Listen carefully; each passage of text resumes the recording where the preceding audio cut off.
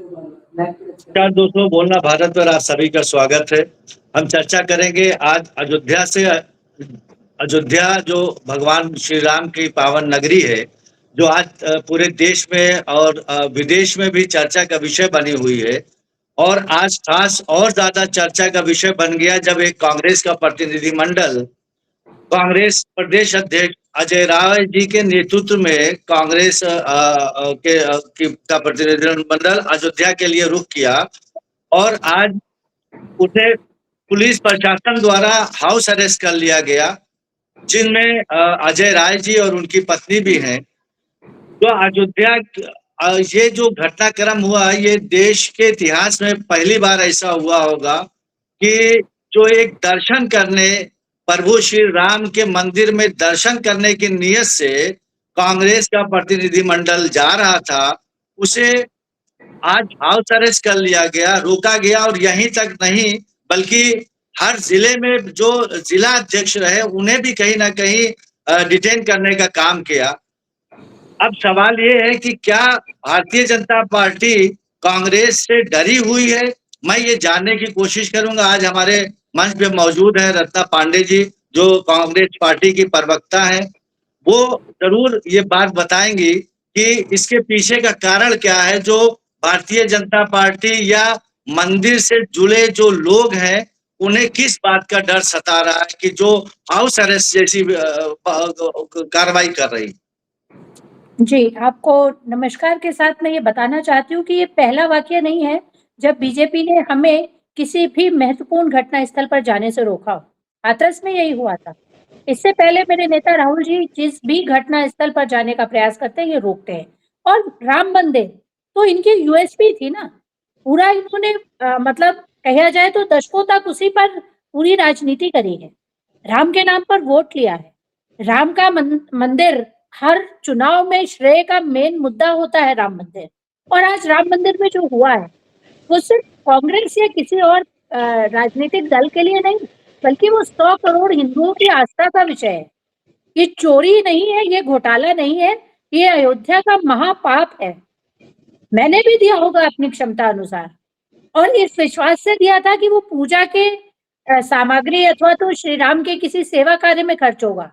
ये नहीं पता था कि उसका इतना व्यापक घोटाला करा जाएगा। और बीजेपी, मुझे तो प्रश्न सीधे माननीय मोदी जी से पूछना है, क्योंकि मोदी जी वो शख्स हैं जिन्होंने इसका पूरा क्रेडिट लिया। उसके भूमि पूजन से लेकर और भगवान राम में प्राण प्रतिष्ठा तक सिर्फ और सिर्फ मोदी जी सबसे आगे थे। तो आज जब लगभग 1 महीना होने जा रहा है, तो इस चोरी पर मोदी जी कुछ क्यों नहीं बोल रहे हैं? इतना बड़ा घोटाला क्या संभव है कि मोदी जी की जानकारी के बगैर हुआ? नहीं हुआ। ये रत्ना जी, भारतीय जनता पार्टी क्या राम मंदिर को खुद की जागीर समझती है क्या? निसंदेह, वो तो ठेकेदार है राम जी के।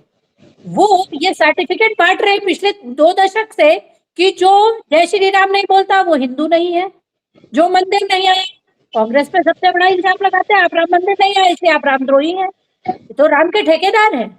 पता नहीं कब और कहां राम जी ने इनको एक ऐसा एफिडेविट दे दिया कि ये राम जी के मुख्य प्रवक्ता, वक्ता और ठेकेदार बन गए। हर काम जो इनकी तरह से हो वो राम प्रेम है, अन्यथा सब रामद्रोही है। अभी जो ताजा घटनाक्रम हुआ है, क्या इसमें कुछ ऐसा लग रहा है कि 2027 का इलेक्शन जो आने वाला उत्तर प्रदेश का, क्या कांग्रेस पार्टी की बढ़ती लोकप्रियता से भारतीय जनता पार्टी डरी और घबराई हुई है क्या? बिल्कुल घबराना चाहिए ही। और ये तो सोने पे सुहागा है। ये राम मंदिर में इतना बड़ा घोटाला ना तो कांग्रेस जानती थी, ना तो भारत का कोई व्यक्ति कभी सोच सकता था। ये तो राम जी ने, इनके सारे काले चिट्ठों का पाप का घड़ा जो था वो फूट गया। तो अब इन्हें डर तो अपने आप है, कांग्रेस से ही नहीं, उत्तर प्रदेश की जनता से है, जिसके घर घर जाकर बीजेपी ने चंदा इकट्ठा किया था। क्या बोले थे कैसे वोट देंगे और क्या मांगेंगे वहां जाके? बहुत कड़ी सुशासन एक जुमला है। पिछले 10 साल से योगी आदित्यनाथ हर मंच पे कड़ा सुशासन, कहाँ है वो कड़ा सुशासन? 1 महीने से जो हो रहा है वो तो उससे भ्रष्ट सुशासन हो ही नहीं सकता। बीएचपी कह रही है कि हमने 1 महीना पहले रिकवरी कर ली थी, कल आलोक कुमार जी ने कहा है। एसआईटी कह रही है मैंने रिकवरी करी, एक ही 80 लाख, क्यों मान लें कि 80 लाख है? क्यों ना मान लें कि 80 करोड़ आपने रिकवरी की होगी और मुझे 80 लाख बता रहे हैं? और जबकि डबल इंजन सरकार ये दावा करती है कि हम जीरो टॉलरेंस पे काम कर रहे हैं, इनका जीरो टॉलरेंस क्या है? ये जो अभी हो रहा है इसके पीछे क्या है? इनका जीरो टॉलरेंस है, ये उसको कुछ नहीं करेंगे। भ्रष्टाचारियों को बचाना ही जीरो टॉलरेंस है बेसिकली।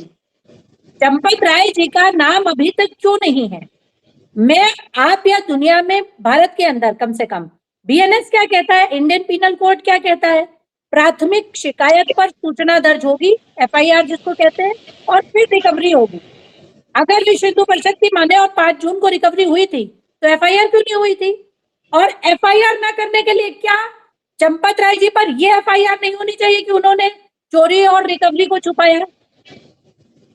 हाँ, ये और विपक्षी क्या पार्टियां लगातार, ये विपक्षी पार्टियां डिमांड कर रही हैं, मांग कर रही हैं, लेकिन सरकार के, कोई सरकार, ना वो केंद्र सरकार ना राज्य सरकार पे कुछ फर्क नहीं पड़ रहा है। तो मतलब जो जिस तरीके से खामोशी और चुप्पी साधी हुई है दोनों सरकारें डबल इंजन की, और जो आपने ये बात कही कि हर चीज का, हर वो अच्छी चीजों का क्रेडिट तो माननीय प्रधानमंत्री जी लेते हैं, लेकिन ऐसे हर उन मुद्दों से कहीं ना कहीं नजरें छुपाने लगते हैं जो जनता से जुड़ा मुद्दा, उसके पीछे इनकी क्या हताशा नजर आ रही, किस वजह से?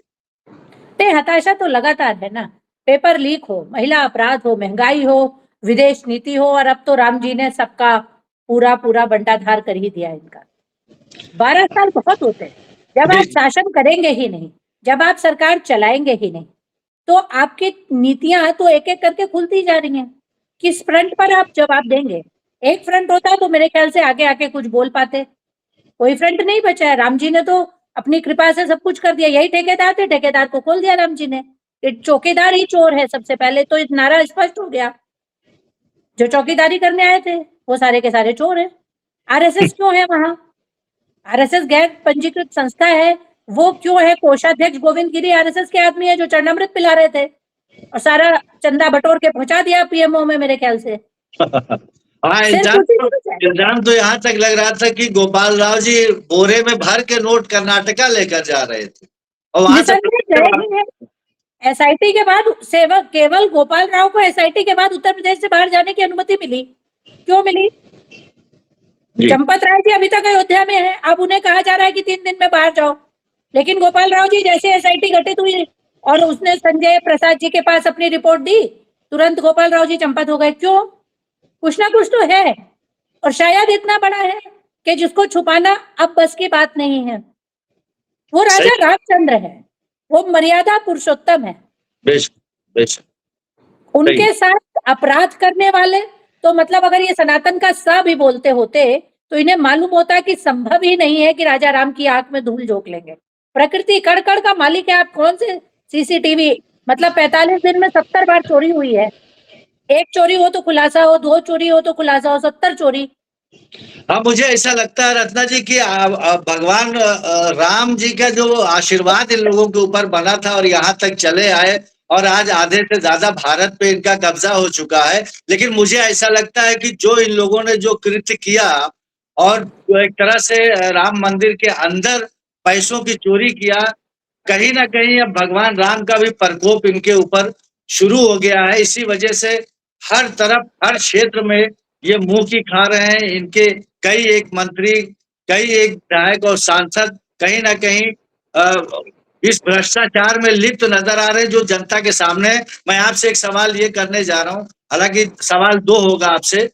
पहला सवाल ये कि ये अजय राय जी के ऊपर जो प्रशासन ने एक गैर संवैधानिक तरीके से जो काम किया है, क्या वो अगला मूव क्या होगा? कांग्रेस इस पे क्या करने जा रही है? कांग्रेस सबसे पहले तो इसका विशुद्ध रूप से विरोध करेगी, और हम क्योंकि प्रशासन को मानने वाले लोग हैं, हमारा कानून में आस्था रहती है, तो आज पुलिस का उल्लंघन नहीं किया गया। लेकिन सरकार अगर अपनी इस अत्याचारी नीति पर कायम रही, क्योंकि हम मंदिर जा रहे हैं, मंदिर श्री राम जी का है, बीजेपी अथवा आरएसएस का कार्यालय तो है नहीं। वहां तो हर कोई जा सकता है, 24 घंटे जा सकता है। मंदिर में जो दर्शन का टाइम है उसके अनुसार दर्शन कर सकता है। हम तो यही करने जा रहे हैं। अगर फिर भी रोका गया है तो आज हमारे पूरे सांसद लोग हैं, तनुज जी हैं और गौतम जी हैं, सारे लोगों ने मिलकर दिया है कि हमें जाने दिया जाए, ये पुलिस अत्याचार है, हम वहां से दर्शन करने जा रहे हैं। फिर भी अगर सरकार नहीं मानती है तो आगे का कांग्रेस तो अपने तरीके से जाएगी, जनता को वहां जाने का हक है। आखिरी सवाल रत्ना जी आपसे कि यूबीटी गुट के जो स्पोक पर्सन है संजय राउत जी, उन्होंने एक बयान दिया है कि सारे अपोजिशन को अयोध्या मूव करना चाहिए, क्योंकि ये सिर्फ और सिर्फ भारतीय जनता पार्टी की बकौती और जागीर नहीं है कि जो श्री राम मंदिर को अपना समझ बैठे हैं। हालांकि इसमें पूरे भारतवर्ष के लोगों का सहयोग रहा है और आज ये पूरी जो लड़ाई लड़ी गई राम मंदिर मुद्दे को लेके, वो पूरे आंदोलन में सारे व्यक्तियों का हाथ रहा है। लेकिन बदकिस्मती से भारतीय जनता पार्टी इसे अपनी जागीर समझ बैठी है। इसी को लेके उन्होंने पूरे विपक्ष से आह्वान किया है कि वो अयोध्या कूच करें। क्या लगता है कि उनकी ये डिमांड बाकी जो विपक्षी पार्टियां हैं उनके लिए सही है, या उनके आह्वान पे लोग आगे बढ़ेंगे? देखिए, राम जी का आस्था का मुद्दा है। मैंने शुरू भी यहीं से किया था, राजनीतिक आह्वान की जरूरत ही नहीं। राम जो कि नरेंद्र मोदी जी के लिए सिर्फ और सिर्फ प्रचार का माध्यम थे, वो हमारे जीवन का केंद्र है। हर भारत का हिंदू वो स्वयं स्फूर्त है जाकर के राम जी के दर्शन करने और इस बात का विरोध करने के लिए कि भगवान के मंदिर में, मतलब गजनी 1026 में आया था और सीधे 1000 साल बाद आज 2026 में मोदी जी ने मंदिर लूट लिया। तो सारा हिंदुस्तान का हिंदू स्वतः स्फूर्त है। और फिर भी क्योंकि हम राजनीतिक दल है, सामाजिक जुड़े हुए हैं, तो हमारी चेतना है कि हम समाज को पुनः जागृत करेंगे कि इसका विरोध किया ही जाना चाहिए।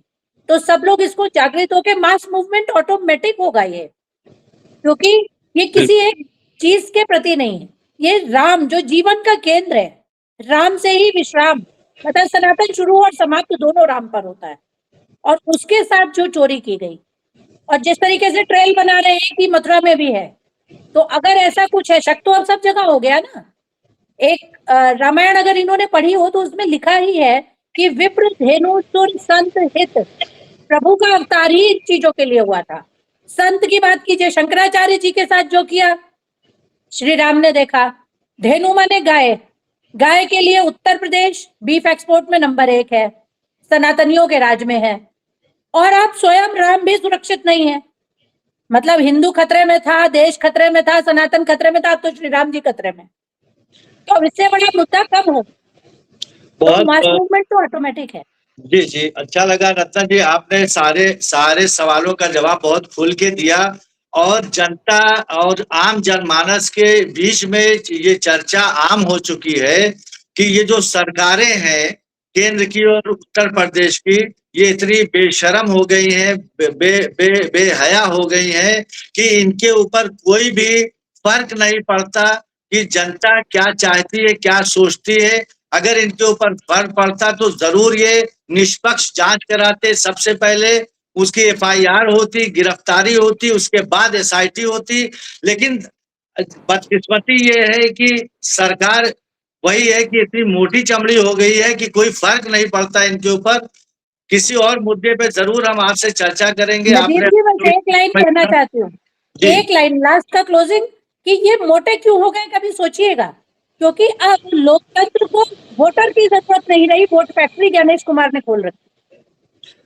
हाँ बिल्कुल, ये इल्जाम लगता रहा है शुरू से और कहीं ना कहीं कुछ राज्यों में जो चुनाव के नतीजे आए हैं बिल्कुल वो आश्चर्यचकित करने वाले हैं और जनता उसे सहज स्वीकार नहीं कर पा रही। जो नतीजे आए हैं बिल्कुल ये भी एक इल्जाम लग रहा है। लेकिन सरकार नहीं है, जिस हिसाब से इन्होंने एक प्रभु राम के मंदिर में चोरी का ऐसा साहस किया, दुस्साहस किया कि कहीं ना कहीं अब प्रकोप उनके ऊपर आने वाला है। और ये भी देखना है कि विपक्ष इस मुद्दे को लेके कैसी लड़ाई लड़ता है, कैसी धारदार तरीके से लड़ाई लड़ता है कि आम जनमानस तक, तो जो गांव के अंदर छोटे छोटे जगहों पे झोपड़ी में रहने वाले लोगों ने, जिन लोगों ने इस राम मंदिर आंदोलन से लेके और बनाने तक में अपना सहयोग दिया, अपना प्यार दिया, सद्भाव दिया, उनके साथ डकैती हुई है। अब विपक्ष इन्हीं मुद्दों को उन तक कैसे पहुंचाता है, ये बहुत अहम होगा।